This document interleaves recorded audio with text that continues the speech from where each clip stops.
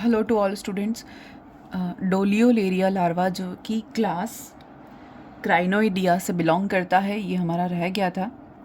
इस वीडियो में इसको कंप्लीट कर लेते हैं। उसके बाद हम हेमिकॉरिटा के नेक्स्ट जो फाइलम है उसकी कैरेक्टर्स देखेंगे, क्लासिफिकेशन देखेंगे। उसके बाद हम टाइप स्टडी शुरू करेंगे एक एनिमल की, जो हमारे फर्स्ट ग्रेड और असिस्टेंट प्रोफेसर के कोर्स में है। चलिए, डोलियोलेरिया larva. It is a transitional stage from auricularia and appearance barrel-shaped and alike doliolaria of crinoids, continuous ciliated bands break in 3 to 5 flagellated rings. Doliolaria larva क्या है? Transitional stage है। कहाँ से कहाँ की? From auricularia and appearance barrel shaped. इसका shape कैसा है? बैरल शेप्ड होता है और डोलियोलेरिया की तरह दिखता है क्राइनोइड्स की। और continuous ciliated bands breaks into 3 to 5 flagellated rings, यानी 3 से 5 इनमें फ्लैजिलेटेड रिंग्स पाई जाती हैं, वलय पाई जाती हैं। इस तरह से ये देखिए ये, और ये सिलिएटेड बैंड्स हैं और ये फ्लैजिला हैं और ये सिलेटेड बैंड्स हैं। 3 से 5 इसमें पाई जाती हैं। इसका शेप्ड कैसा है? बैरल शेप है। और ये एक ट्रांजिशनल स्टेज है ऑरिकुलेरिया लार्वा की। फिर mouth is shifted to anterior end anus to posterior पोल।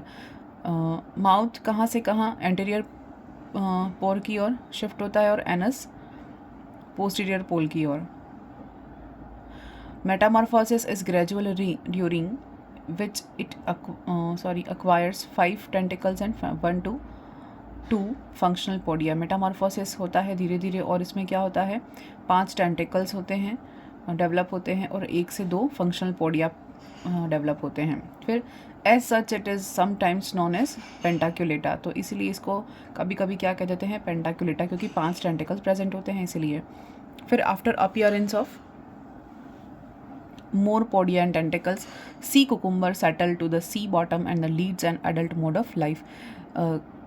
कुछ समय बाद और इनके पोडिया डेवलप होने के बाद, टेंटिकल्स डेवलप होने के बाद, ये जो सी कुकुम्बर है, इसमें एक एग्जांपल आता है इसका डोलियोलेरिया का एग्जांपल सी कुकुम्बर, खीरा ककड़ी जिसको कहते हैं, समुद्री खीरा कहते हैं। Settle to the sea bottom, यानी सी बॉटम में सेटल डाउन हो जाता है और क्या करेगा? एडल्ट में कन्वर्ट हो जाएगा। It hatches as a free swimming larva.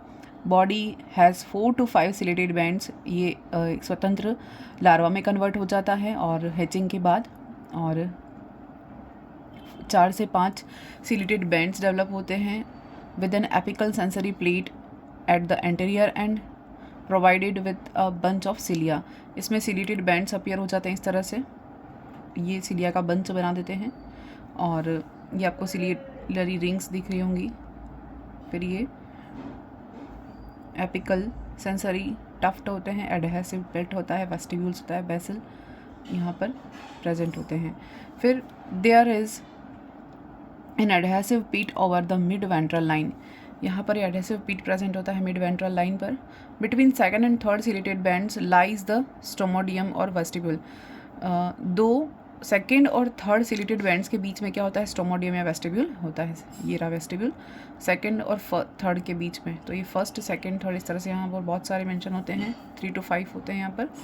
और इन 2 और 3 के बीच में, दूसरे और तीसरे सिलेटेड बैंड्स के बीच में क्या होता है? स्टोमोडियम या वेस्टिब्यूल प्रेजेंट होता है।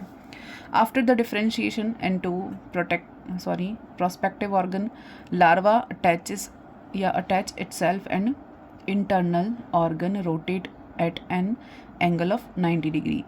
डिफ्रेंसिएशन की प्रोसेस में या परिवर्धन की अवस्था के बाद इनमें जब ऑर्गन्स डेवलप होते हैं, तब ये लार्वा क्या करेगा? अपने आप को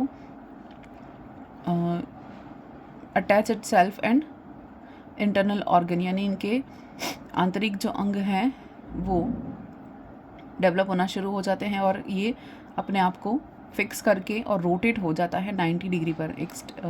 अपने आप को कितने डिग्री पर? 90 डिग्री एंगल पर ये रोटेट कर लेता है डेवलपमेंट की स्टेज में, या डिफ्रेंसिएशन क्या परिवर्धन की अवस्था में।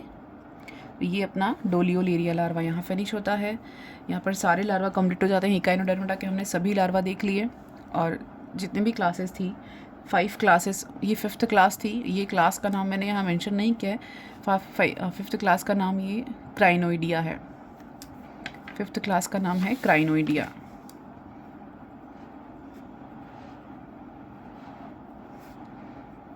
Class 5th। तो ये 5 क्लासेस के हमने लार्वा यहाँ देख लिए, बाइपिनेरिया, ब्रैक्योलेरिया, उसके बाद ओफियोप्ल्यूटियस लार्वा, इकाइनोइडिया, होलोथोरिया के लार्वा, फिर ये डोलियोलेरिया लार्वा जो कि क्राइनोइडिया का था।